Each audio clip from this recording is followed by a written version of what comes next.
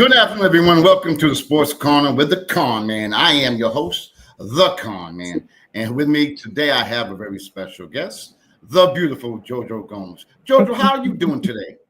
Mike, I haven't seen you in forever. How are you? I'm doing rather well. I want to tell the folks we know each other for a long time. I won't say how long. But anyway, JoJo, the reason why I wanted you on the show is because I want to give you your flowers. And even though I do have a sports show, thanks to my producer, Key Williams, she's giving me I guess the okay to have any guest that I want on my show. And I chose you. Oh, wow. Well, thank you. So, JoJo, for the viewers who do not know you or about you, can you take us back? Take us back to the beginning and talk about your experiences being a younger person and, some of your experiences as you've gotten older. How far back are we talking here, Michael? you know, that's a long. That's going to be a long show. You may have me going way back here. Actually, I'm actually from Onset, right? Actually, I was born in Marion. So a lot of the Kinsey shows, they've known me since I was a little girl because I grew up on Point Road. All right. As a young girl, I think maybe 3 years old, we all moved to Onset, right next to Onset Park. So I'm Tesno. 100% Onset, right? Yep. But then I actually grew up in Connecticut. So from 5th grade on, I grew up in Connecticut, in Danbury, Connecticut, went to school there, graduated there. And I came home for a little bit. But then after that, I was on my way to New York City. I was always in New York, Queens, Astoria, Jersey, hanging out, rollerblading, doing all that good stuff, So what made you decide to go to New York? I think in high school, probably about 11th grade, I started getting into pageants, right? And I don't know why I was getting into pageants because I was a tomboy and I'm into sports. I have 4 older brothers. I was into sports. What am I doing in pageants, right? Hated combing my hair. But I actually won in the pageants. I was actually winning. I won Miss Model Star, I think a couple of years in a row. And finally, my aunt, who's from Brooklyn for many, many years, she was in modeling back in the 50s and the 60s and stuff. So she said, JoJo, you need to come to New York. So she told me about this first Black modeling agency ever in New York City, Grace Del Marco. So I sent pictures up to them and they called me and I did a huge show of Kilimanjaros. That was the test to see how you would do. The judges were actually, there's a few Cosby people who were the judges. And I was up against women that were 6 foot tall. At the time, it was the Asian look back then. And I was like, I don't even know why I'm here, but I did it anyway. But I guess from all the sports, I won Best Body. So that started my trajectory in the business. And from there, I just started auditioning. She would send me out on auditions constantly. And I would book things left and right. And that started my career in New York. So that's actually how I got there. Called Auntie Mary, said, Auntie Mary, I'm coming to Brooklyn. Little apartment. My cousin Felicia's the one that showed me how to do the trains in New York. And after that, it was over. I just became a New Yorker, Wow. And had that life doing music videos and dancing backup for artists and things like that, hair ads. So yeah, I did okay in the business. Yeah. Yes, you did. Talk about your experiences being a background dancer. That came, let's see, my very, very, very first gig, and I put that on Facebook a few weeks ago. My first gig in New York was being a dancer for the, they had these celebrity basketball games. This one happened to be Full Force. Full Force had a celebrity basketball game down south, and Puffy did one as well. A few other artists did them, but I did Full Forces. And I don't know if a lot of people know Big Les. Big Les was one of the dancers. She's she's the dancer that's in the beginning of the show of Living Single with Queen Latifah. The credits, there's a woman dancing. That's Leslie, Big Les. Big Les was there. So that was my very, very first gig. And I got a taste of dancing. And I said, wait a minute, forget that modeling stuff. I want to dance because it was like sports, hip hop, you know? Uh-huh. So that's why I got my taste into that genre. And I told my agent, I said, if you have any music videos or anything like that, send me out on those. Oh my gosh. So she would send me out. And I started booking these videos like left and right. Wow. And my very first video was with Kumo D. Again, Ooh, Leslie was there, Big Les. okay. Okay. Jennifer Lopez is in that video. So that's how I met Okay. J-Lo. So that's how that connection came. We were all starving. We were all starving in New York, man. If you had $1, you were rich because you were able to get a piece of pizza on the corner, right? We were starving, right? But yeah, we did that video, and once you book one of those videos, and I know a lot of you know that like there's the same girl in every video back in the day, right? Uh-huh. And you book one video, you're going to the next, you're going to the next. So that's how it was. After that video, I think the next night I found myself a lead this time, not just a background dancer, but now I'm a lead in this guy Richard Rogers video. And Jennifer's in the video too, but she's a dancer in the back with Darren Hansen. Wow. I think I posted that video as well. But when you become a lead, your career is moving, right? Mhm. Then who else did I do? Oh, I did B-52s, Whistle, Richard Rogers, Big Daddy Kane. I did Teddy Jam too. Wow. With Aaron Hall, we became great friends, you know. I even auditioned for the Fly Girls, but I was so late to that audition. It was like 5:30. Rosie was like, but I met a lot of people that day. It was amazing. But how did I come to working with LL? I think with all of my experience that I started to gain with, positioning and spacing and things like that, I wasn't a dancer. I didn't come from this technical background that everybody else did. I just came in and just became a hip hop dancer, you know? And I just remember I just left New York. I went home to Connecticut to see my mother. My agent's calling me, JoJo, you need to come back to New York. I could still hear her voice. Her name is D. Simmons Elsign. It's D. Simmons Elsign, 212-629-6404. You have an audition today with blah, blah, blah, blah. Now, she didn't tell me who the artist was because they never really do that if they're that big. Right. So I said, Ma, I got to jump back on the bus. I got to go back to New York. When I got there at Sire Studio in New York City, it was LL. I said, whoa. So I thought it was just a video. Right.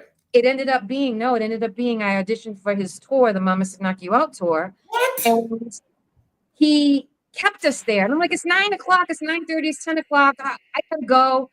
I didn't know that it was for the show. So he kept us there and I ended up booking it that day.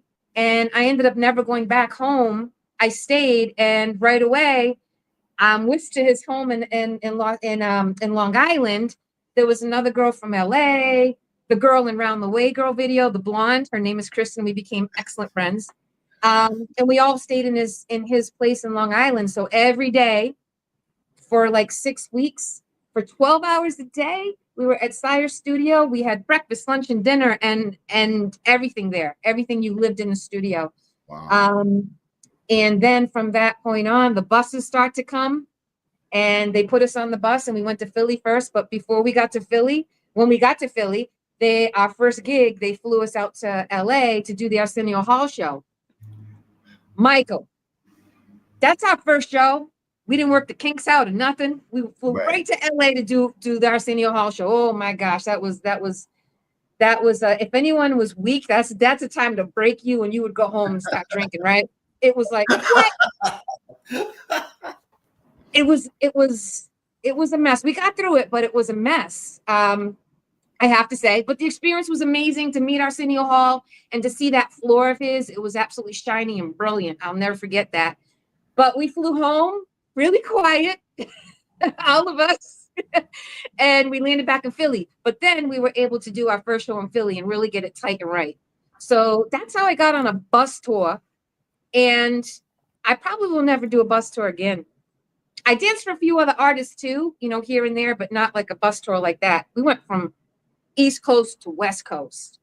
And that was an experience in itself. A huge experience in itself. Yeah. That is absolutely incredible. Yeah. Wow. Now, how It long did you was. do the tour for? That tour, it was a few months. It was a A few few months. months. Yeah, it was a few. Yeah. Oh, yeah. A couple of months. And if you add the rehearsal as well, it was a few months. Yeah. Yeah. I don't remember the exact time, but I do know this. It was the time when New Jack City just came out, the Hmm. movie, Yeah. because we were playing all of that in the bus. So that music was out. So I'm gonna say, yeah, it was a few months. I was gone for a few months. Yeah. Yep. So Yep. what happened after that? After you were doing the tour, what happened after that? After the tour, I came Yeah. back home, and I did more, music videos and things like that. I also did print work for Avon, did hair stuff. Um, Avon, I guess no one really knows, but they have lingerie in Avon, and it's overseas. They have a lingerie catalog, and I would Uh-huh. get called all the time. They paid a lot of money. So yeah, so I was doing, gigs like that, and I did more music videos and things. Um, and at the same time, you have to work. But at this time, I was working at Planet Hollywood. I know a lot of people probably heard of Planet Hollywood. That was the huge restaurant chains that opened from Bruce Willis, Demi Moore, Arnold Schwarzenegger, Sylvester Stallone. They were all the owners of these restaurants. So I worked there on 56th Street in New York. And I became a corporate trainer there. And that's where you meet everybody. All the stars are coming in. Everybody's coming in. So while I'm working there, I'm still auditioning and still in the business. Um, and doing the same thing, print work and trying to get gigs and videos, like everybody does out there. And then I ended up one day meeting my husband at Planet Hollywood. So, and he took me Really? out of I the didn't game. know that. Really? Yeah, yeah. I was young. Um, and he came up to me while he came in with his boys, and I was at the front, and I didn't have time for it. Okay, I'm like, listen, man, I'm working. What? And he's like 6'7", 6'8". I'm like, I'm working, man. What's up? What? Hi, what's your name? I'm like, oh my gosh. So he was chasing me around the place trying to get my phone number. I finally gave it to him, and I realized who he was later. It was Power Cross. He was a tight end for the New York Giants. He started there in '89. He replaced Mark Bavaro. And I said, okay, I guess so. So I ended up going to a movie with him in New York. He's from Jersey. He drove up to New York. And I said, if this guy drives Uh-huh. up here with a really fancy car, that's it. I'm not interested. But he rolled up in an Explorer. So that got my attention. I said, okay, let's see what this is. See what this is. So yeah, we ended up getting married. And of course I was young, things happen. And that's how I got back to Massachusetts, because I transferred college. I was in college at that time I got married, and then I transferred over to BC. And that's how I got back to Massachusetts. So yeah, Wow. and never left. Well, I'm in Atlanta now, but yeah. So yeah, Okay, a lot so of after that experiences experience, out there. I know that's why I'm interested in hearing all of them. So after you had that experience, what happened next? With college. Whatever happened after you got married? Oh, well, yeah. I was married. I was an NFL wife for a few years. And it's a great life. He's an excellent man. But when I was married, I wasn't in the business anymore because I became a wife now. And when you become a wife, the executive offices, they have to school you, right? I know in New York they do. So I had to go through this training on being an NFL wife, believe it or not, right? I Can you had to say go to, that again? yeah. They, how do you say, things you can do, things you can't do, things like that. I was schooled. Um, you have to go to his appearances, things like that. Not how you dress or anything like that, but there's certain ways a New York NFL wife, you're supposed to carry yourself, right? So for example, I was there when the OJ thing happened. Okay. Oh, mhm. So what happened was faxes came through. Faxes. That's how long ago this was. A fax came through, from the office at the Meadowlands, and it said we are not allowed to speak on this at all. right? So you do get, suggestions on how you are supposed to present yourself as an NFL wife and things like that. Life was good. It was beautiful. You get a lot of perks, things like that. I traveled the world. I was able to, and I know you're in sports, and I know that back in the day, you probably remember back in the day that there was a time where they were bringing the NFL to Europe. Yes. Yeah. I had the experience to go to Europe, and the Giants played the Chargers in Germany at Olympic Stadium. And this is a story that always touches my heart. Now, I didn't know who I was on the plane with besides the team, but they also bring the office people there. Well, they bring you through customs, and you don't go through regular customs. They come and get you off the tarmac and they bring you in, Mhm. and right away they brought us to Olympic Stadium because the players needed to get acclimated because of the time. So they brought the families on tour and things like that. And the man that was on, I've known him for being a radio announcer for the Giants all those years, but I didn't realize who he was.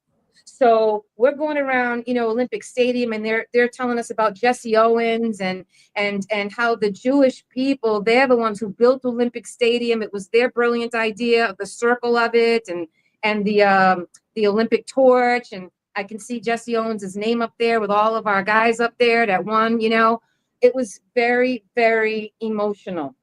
So I was taking pictures of everything, and I didn't realize that Marty Glickman, this is one of the announcers for the Giants, he was Uh-huh. standing there with his back there. And I was taking pictures of Marty. I'm like, Marty, ha, ha. Now I'm sitting here with his wife. I didn't realize who he was. Marty Glickman was one of the guys that went over with Jesse. He was on the Olympic team. Oh, And wow. he was supposed to run the last leg of the 4x100. Hitler realized he was a Jew, threw him out of the games, and put Jesse in as the fourth leg, and we took it home. Jesse's up there with his hand up. Now, I'm here witnessing this. Like, what? I had tears, and I was so emotional from the whole trip, and that experience was amazing. As they were filming the game, you had the Fuhrer's box that was up there. And it was really interesting how history is, because Lawrence Taylor's son, TJ, was up in the Fuhrer's box with the cameras, NBC and all the Fox or whoever was up there. And it was just really interesting to see how history changes and how it evolves. And it was extremely emotional being in that stadium. Oh my gosh, it was incredible. So I had a lot of experiences like that, Michael. So yeah, I talk a lot. I know I do. I enjoy it. I'm enjoying this. I didn't know that. I talk What a you just told me, I had no idea about Monty Glickman. I didn't know anything about that. That's I some. didn't either. Yeah, and there was a lot of amazing stories like that.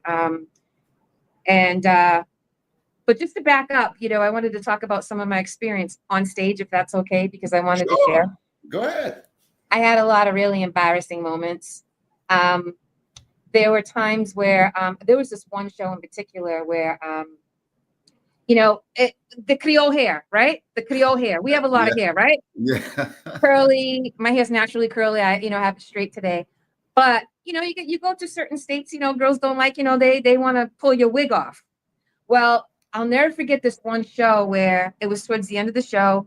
I don't know how I was close to the audience, but a girl jumped over, grabbed my hair like this, and I'm talking pulling it. My scalp came off of my brain. The lights went out, and all of a sudden, 2 security guards are trying to pull her off of me and pull me back. Oh my gosh, I don't know what happened, but for 2 days, my head was killing me. Wow. So being out on the road is really, really tough. You have to be really tough-skinned because, people throw things at you, glass, all kinds of things. For example, Cardi B, you seen her throw her mic at somebody in the stage because they threw something at her. They do that, right? Now with the Mama Said Knock You Out tour, it's like in between each round, like just like in the ring, like your boxing ring, round 1, round 2. Mm-hmm. Well, he put one of us in a bathing suit, and we had to walk out there, round 1, round 2, in between our sets and things. And I'll never forget it. Glass was being thrown at the signs that we were holding, glass just shattering in the light. So being out there on a rap tour was really kind of dangerous. That's why you have like a lot of guards all around you. We have a lot of security. Another show was really interesting. I'm dancing, it's Round the Way Girl. And I'm dancing, I'm thinking I'm grooving. And all of a sudden, all the girls in the front row, they're laughing. And I'm like, what is going on? I end up looking down, my whole top is down. Oh, No. so I had to flip around, do one of those things, flip back, put my shirt back up, flip it, and I didn't miss a beat. But there's a lot of things that happen here. Let me tell you, I got some duct tape after that. I duct taped myself. Nothing was gonna move at that time.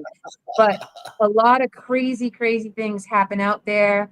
But I was able to experience it, and it was a great, great experience.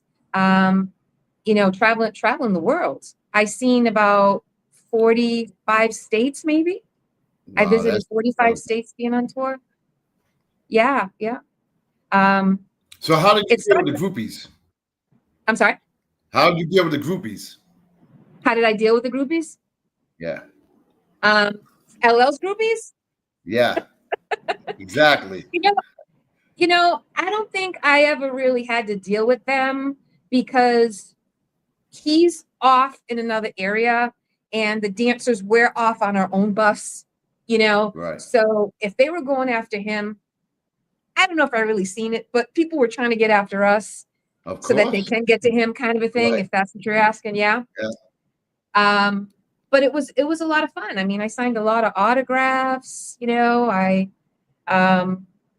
lot of people were at our shows. Like, for example, if we performed in LA, everybody was there. BBD, Belle Biv DeVoe, Will was there, Will Smith at the time. Everybody shows up to those shows. So those were fun and really nerve-wracking. You're under pressure because you're on stage with these elite artists that are watching you. It's really nerve-wracking. Yeah.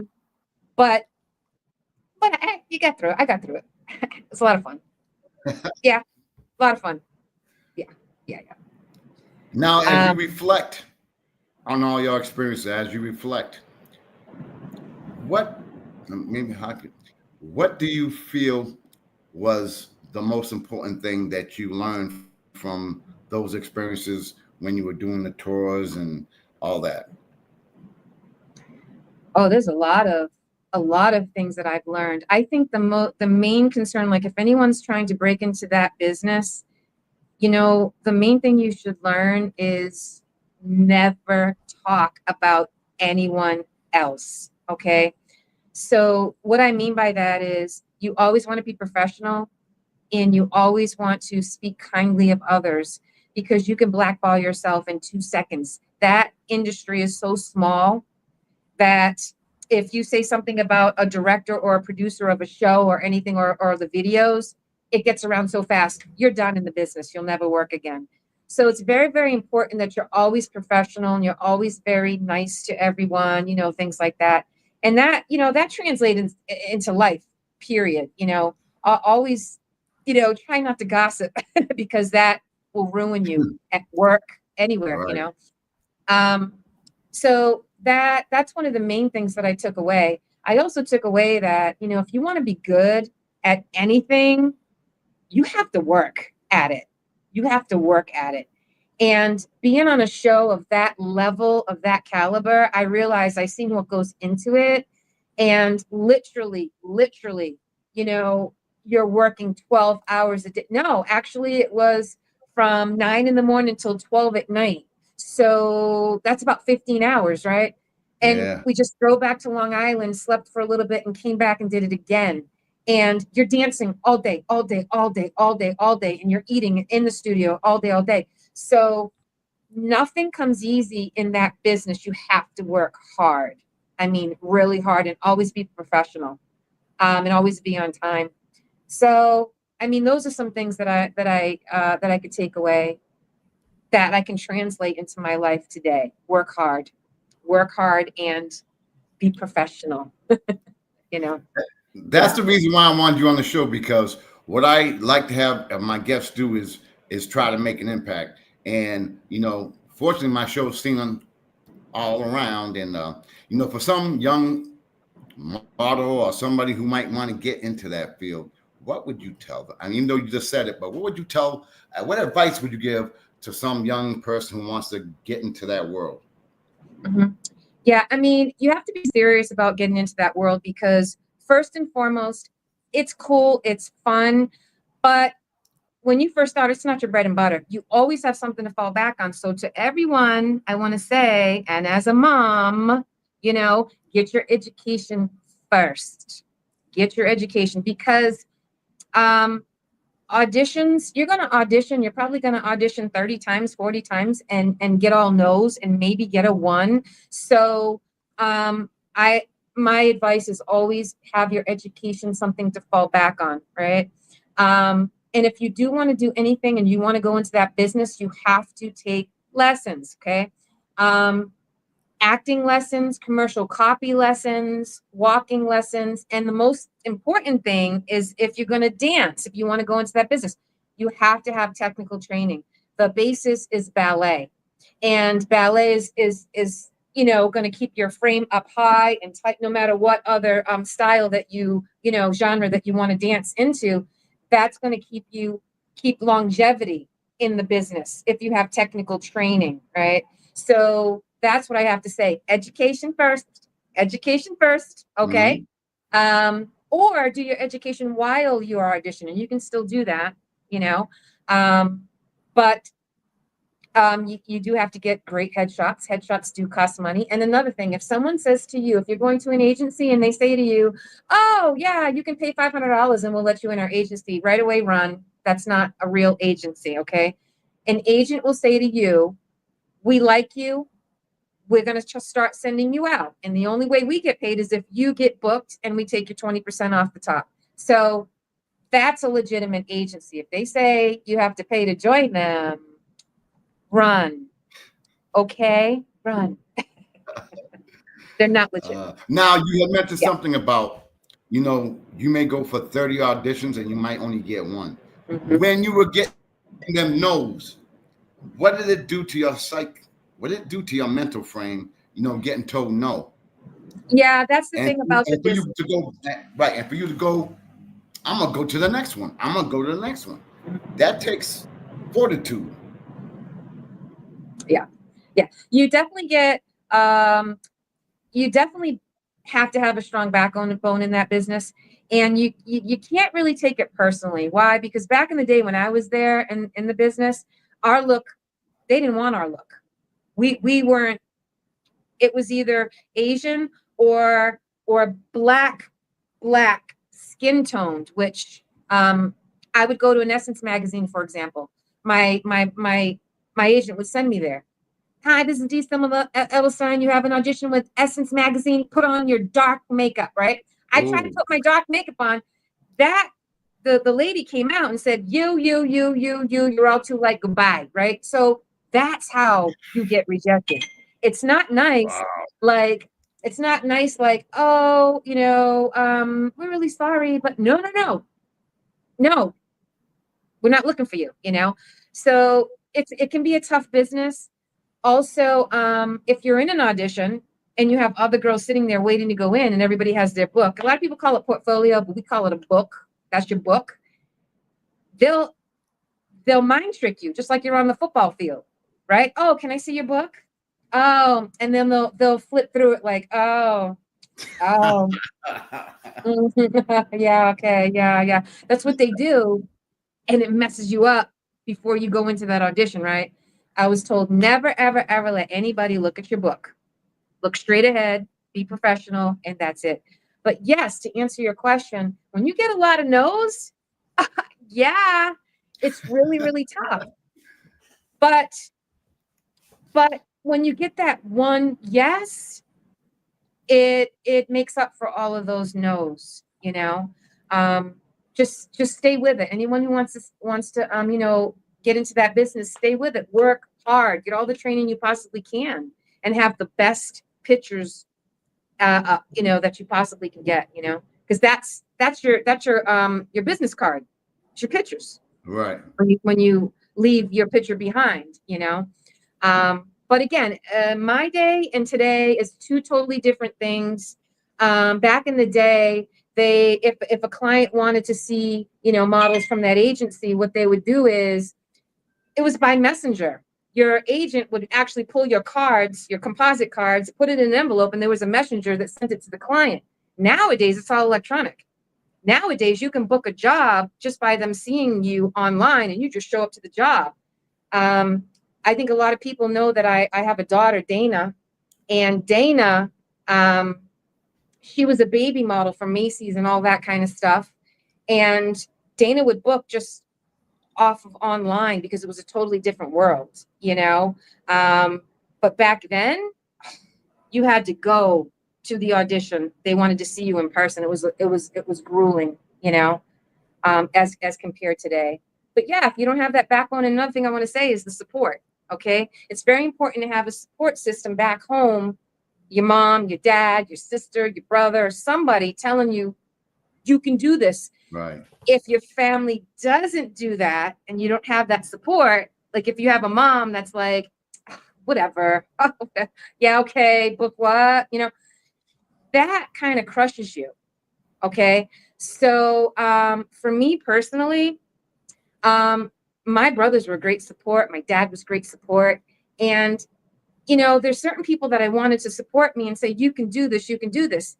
And when you don't have that support, I was messing around. I'm going to be honest with you. I was in New York and the rollerblades came out.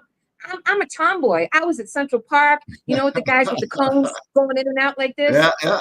Uh-huh. I was on my rollerblades. I was down the subway stairs, boom, boom, boom, boom, boom, boom, onto the train. I mean, that was me. So my agent would call and I would skip a lot of auditions because, when you don't have that support, you don't think you're good enough. So Right. I blew a lot of stuff off. I'm not going to lie, and if I had that intestinal fortitude, like Jennifer, she's Jennifer to me. It's not J-Lo. I worked with her and we know each other, right? And if I had that intestinal fortitude like Jennifer, she lived in Broadway Dance Center. She lived there. She lied to her mother and said, I'm going to college. She wasn't going to college. She wanted to dance. So She lived in the studios, worked in the studios, and trained in the studios every single day. I didn't have that. I didn't have that drive like that. And if I did, I don't know. I was booking leads and she was still the background dancer. You see what I'm saying? So I could have probably made more of an impact than I did in the industry. But when I got married, I just totally left the industry and became, an NFL wife. But I got back into the industry after when I came back to Boston College and I did some work here in Boston as well. So yeah, and then I did parade stuff. Now, do you have any regrets? Oh, many. Oh, many. If you could do it all over again, how would you have changed, or what changes would you have made? Many. I think I would have gotten education earlier in life. I went to college later. So even in my 30s, I was still trying to finish college. Okay. I think that if I went there with a stronger support system, backbone, and I think I would have been able to sustain a little bit better because I went out there and, there's times where you're like, I don't even know where I'm going to live now. I mean, I lived that New York life, okay, as an artist. And those are some regrets that maybe I should have waited maybe just a little bit longer to finish, to have my education first. I do regret, messing around and not being so serious about the business like I should have been. Blowing off my agent like I did because I wanted to go off and go hang out with the boys, in Central Park. So yeah, I have a lot of regrets. Absolutely. Like we all do. I mean, still, how old am I? I still have regrets. I just regret something I did yesterday, Mike. Come on. Yeah. Oh, by the way, I want to give a shout out to your daughter, Dana. She's doing some incredible things. So yes. I want to give her a big shout out. Yes, that's your family. Yeah, I know. Yeah. Dana, actually, I want to speak really quickly on Dana. Dana just left today from New Bedford. She graduated she went to Bible college for a couple of years, and she graduated in Anaheim a couple of weeks ago, whatever. So she came home to New Bedford to see Daddy and to see Papa and everybody. And she just left today. She's on the road. She's at her destination because she starts medical school in 2 weeks. That's incredible. Wow. For oncology. And Mike, you know, I've been a single mom. To all of you single moms and all of you single fathers out there, all of my bleacher people, and I don't want to cry, but I made my best friends on that bleacher, on those bleachers, Mike. You know, us moms and dads that drove our kids Yes. around every single day. Right. Yes, we did, all supporting each other and making sure all of our kids were, you know, on the right track. And you're in my car, I got you, we're going to Subway, feeding everybody. Those were the days. And just to see a lot of the success stories of our kids, you know, moving on and doing what they were supposed to do and succeeding, it's incredible. It's incredible. So my daughter, a little bit, just to tell everyone a little bit, I think in 7th or 8th grade, Dana changed what she wanted to do. And she said, okay, she's going to be a doctor. She knew a long time ago. But when people in the family started getting that awful, awful disease, she changed and she said, I'm going for oncology. So my daughter is going to medical school to be an oncologist and to fight that awful disease and hopefully help come up with more research and to get rid of it. So I'm very proud of her. You must be so damn proud. Yes. Oh my gosh, I'm so proud of her. Very, very proud of her. Yeah, we all are in New Bedford. The Boys and Girls Club is very proud of her. You know, hey, my kids grew up in that Boys and Girls Club over there in New Bedford, you know, and without them, I don't know where we'd be, you know. Got to give shout out to Robbie, to Jeannie, to Miss Vincent, right? Right. To of course, Bernie. I can't even think right now. Oh my gosh. About Bernadette. Yeah, Bernadette. Yeah, she doesn't like when we call her Bernie, so don't do that. So Bernadette. You know, these are all the people who raised our kids in New Bedford. You know, and we got to give them credit. You know what I'm saying? So give them their flowers as well. But yes, so life is good. I'm down here in Atlanta. I miss everybody at home. Big 50th this year, right? Cape Verdean. Yes. Right? So Absolutely. I am. Come on, everybody. Come on. Yeah, tomorrow's the Onset Festival, right? And tonight they're starting it off in Onset. They are DJ Fry. DJ, he's mixing it up over the VFW and Onset starting tonight. So everybody who's down in that way, you know, go give a shout out to him and everybody in the community. And then tomorrow's the big day, Cape Verdean Festival. They're celebrating a big year as well.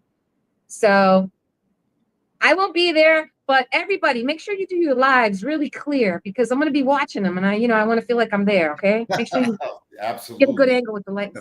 Right. What was I going to say? You know, what are you doing in Atlanta right now? I'm working. Yeah. I was with the state for like 10 years, and then I went to federal government. It's going to be 10 years now that I work with the feds. And that's one of the reasons why I had to stop with, you know, being on the board, the Cape Verdean Recognition Board and the parade, because when I first started before COVID, I had to travel the country a lot. So I had to back off of that, which I miss everybody, right? But I got promoted from the Northeast Regional Office, and I got promoted. So that's why I came down to Atlanta. Right off the rip, I'll just say it real quick. Just out of the blue, I would never move to Atlanta. You know what I mean? I would have moved to Lisboa or the Azores first before, you know what I mean? If I had a choice, right? But I came here for work. Yeah. Yep. Now, how have you adapted to? How have you adapted to Atlanta? How have you adapted to Atlanta? I love it here. I absolutely love it. Really? Yes. No, really? Yes, I know. That's what I said too. When I got here, I'm like, oh, I like it. You know, I was shocked myself. I live in Midtown where all the high rises are. Yes. So when you watch TV and you see like the skyline of Atlanta, like if you're watching BET Sisters or whatever, and you see the skyline, my building's in the skyline. So I don't need my car. I I walk to everything. Piedmont Park is right behind me. I have all the amenities here and in the building, and I absolutely love it. I absolutely love it here. I need nothing, and I needed the change. I know that you know that I've been through a lot, you know, physically and things, which I'm good. Yeah, I'm strong. But I needed a change, and I got the change, and it's really, really nice here. Something's always happening at that park over there. I was able to go to the jazz festival. There was thousands of people. It was like Woodstock, right? A block away. I was able to do the Caribbean Carnival. I went there and the costumes were gorgeous. I was able to see those live in person, you know, instead of on Facebook. Um, I was able to go to the Cape Verdean. I went to the Cape Verdean Festival here a little while ago and I met a lot of Atlanta CVs out here. It was cool, right? So I absolutely love it here. I do. I do. Now, And come visit me. I'm gonna absolutely. Now, is there anything that maybe I didn't ask you that you wanted to convey, or I mean, after all, I'm giving you your flowers. So, is there anything that I didn't convey, didn't have conveyed, or maybe something that you want to express to the viewers? No, I just think that, you know, and I don't know if your audience is mostly like New Beige, New Bedford, and No, around that area. no, all over. All over. Yeah. Yes. I did travel. I have traveled the world, right? Yeah. And I have to say, there's nothing like home. Okay. So when I come home and have real seafood, okay, I want to convey that the seafood out here is I don't want to say garbage because that's really mean, whatever. But when you come from the Cape, right, and you know what real seafood is, I just want to say that the people in New Bedford at home, and just to be home and go to those ice cream shops and the clam shops and all of that stuff. That's not out here. New England back home is a beautiful, beautiful place. New Bedford is gorgeous and it's up and coming, you know. Um, I wish that I could be home and be a part of the community and be a part of the parades and be a part of all of this, great things that are happening in our community. But I'm here and you know, I'm watching everybody on live all the time. So um, but no, I mean that's pretty much it. Yep, federal government and everyone, whoever's a Christian out there, pray, throw some prayers up because a lot of things are happening. I did lose a lot of my staff when I got here. Okay, I had 8 investigators. I'm down to 2 right now, so it's really I'm doing 2 jobs, but it's okay. We'll get through it. Not complaining, but send some prayers out, for us out there. Um, but other than that, no, life is wonderful. Life is wonderful. And I miss all of you guys. I miss you. Wait, We Mike, miss you too. Now who did you go ahead. award this year at the parade? Because I missed it. I don't do it at the parade. I do it on Thanksgiving Eve at the Boys and Girls Club. Year number Oh, 41 came up. Yeah, 41 years. wow. Yeah, I know, huh? It was only supposed to be Congratulations 1 to year. you. Thank you. But know something, what you did, you touched on it a little bit. But I know about some of your medical issues, and I'm so happy that y'all doing well. Thank you very much. I appreciate that. It was a long road. For those of you out there that are going through anything similar, I'm with you. I support you. You can always reach out to me, DM me if you want to talk, if you want to vent. I'm always here. It started for me in 2010. I had my first bout with the breast cancer, and it was simple, quick radiation, things like that. Tamoxifen. I did not take my tamoxifen that they told me to take for 5 years. I had a reoccurrence not too long ago, a year and a half ago, where I had to undergo a 10-hour surgery. I was in ICU for a little while. I had a 2-month recovery followed by chemo. Yeah, made it through. Okay, it's tough to get through, but once you get through it, you look back, you're like, oh, okay, all right, I'm cool. Back to work and everything's normal again, right? So it's good to have a support system. Everyone was there for me, and those of you, who you are supporting me, I love you very much. But again, Michael, if anybody wants to reach out to me, I'm an open book. You can ask me any questions you want to. Just DM me, and I'm here for you. How did they get in touch with you? Because I guarantee you, after watching this, they're probably going to want to get in touch with you. How would they be able to get in touch with you? Jojo Gomes, hit me up on Messenger. Yeah, hit me up. And what's interesting is that I did document my story on Facebook, and the reason I did was not to get attention. It was because I knew there were a lot of women out there that are getting diagnosed with that, and I needed to share my story so that they can see that I'm smiling. Okay, I'm smiling and I'm here. Okay, we're going to be strong together. And I also, what's interesting is that they had this cooling cap that Dana-Farber told me about. You put it on, it's like negative 10-degree water that goes through this cycle on your head, on this cap on your head. Like those 1930 helmets. That's what it seems like football helmets, right? Uh-huh. They strap you in. They hook you up to this refrigeration system, and it goes through. And what it does is it saves your hair. It keeps the cold so cold. I had icicles after 6 hours. It keeps the cold away from your follicles so that the chemo medicine doesn't hit your follicles and you lose your hair. Or if the medicine is so strong and you do lose your hair starts to grow back while you're on chemo. So it's a really, really great process. And I had people hit me up, DM me in Messenger, and I was talking back and forth with a lot of people. And those that could not afford that cap, I said to them, and I put it on Facebook, if you can't afford it, you let me know. This is a size, this, whatever, and I'm going to give it to you. I'll let you, use it, borrow it, whatever you have to do. So we're a community. Let's stick together as women. Men also can experience this awful, disease as well. And I just want to say to all of you women out there, I know it's scary to get your mammogram every year. Okay, it's scary. Some women are scared.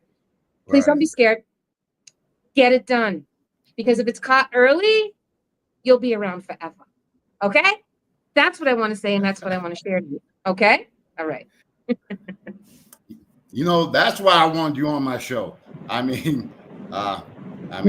Again, you've come through with flying colors with your illness, and I'm so happy for you for that. And I know you still got a lot more to offer people as well. Is there anybody you want to give a shout out to while we're here? There's so many people I want to give a shout out to. You, first of all, you've been in the community for years. Thank you. You're an amazing person. I remember when I first met you. You do a lot for everyone. And just by having your podcast, we're really proud of you for doing this. This is amazing. Okay. So shout out to Michael. I want to give a shout out to the community in New Bedford. All of our city council people, you have Shane Burgo out there. You have Brian Gomes. These individuals are fighting for us on a daily basis. And I want to give them a shout out. Okay. Because they are making changes in New Bedford. I'm sitting back here and I'm watching and I'm listening. I'm like, wow, they're doing some amazing work out there. Always shout out to the Boys and Girls Club in New Bedford, of Wareham, New Bedford. New Bedford's out there with, Mike Karen and all those guys. There's so many people I want to give a shout out to. Oh my God. The New Bedford Bears, Consacios, just everybody. And I just want to say that again to the New Bedford Boys and Girls Club. So many of our kids have gone through there, and you have raised so many of our kids. You've raised so many kids that are successful today. And I just want to say to those single parents, I was a single mom, and you had Charlie. I forgot about Charlie. Charlie, Jeannie, all of them. I would come in. Mike, when I had my first bout with cancer, my kids were young, and I couldn't walk. I was not good. I couldn't play with my son. My son was ready to go play baseball. Usually I practiced with him. I couldn't do any of that. Then football comes. I couldn't do any of that. But you want to know something? When I would walk into that Boys and Girls Club very slow to go pick up my kids, guess what? In the gym, I don't want to cry, but in the gym, I'll never forget. I seen Jeannie one-on-one playing basketball with Trey. Basketball was coming. She's in there playing with him. I come in another time. Charlie's in there throwing the football with him, you know. So to the Bedford Boys and Girls Club, when I couldn't, you did. So I want to say, love you very much, and thank you for everything that you do for the community.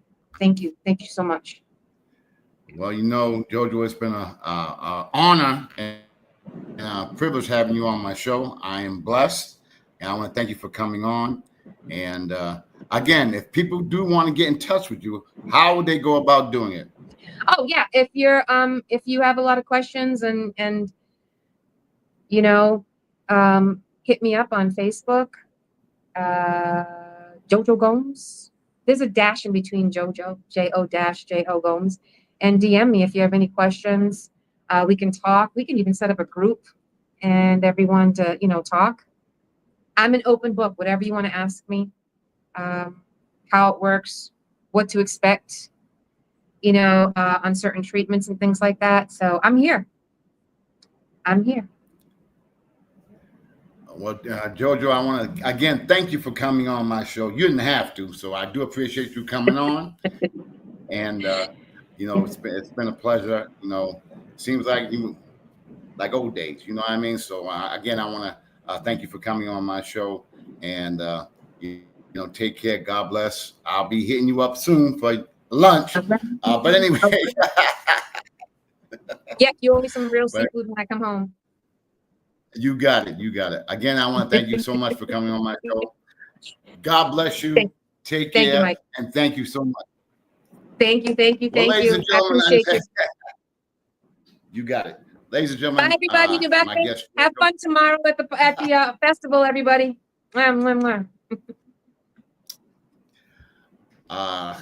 You know, that's Jojo Gomes. Again, I'm so happy she came on my show. And matter of fact, I got another show coming up in 10 minutes. Al Skinner, former head coach at Boston College and URI. He'll be coming on my show in about 10 minutes. So, folks, stay tuned. Again, I want to give a big shout out to my girl, Jojo Gomes. Ladies and gentlemen, have a good night. Take care. God bless.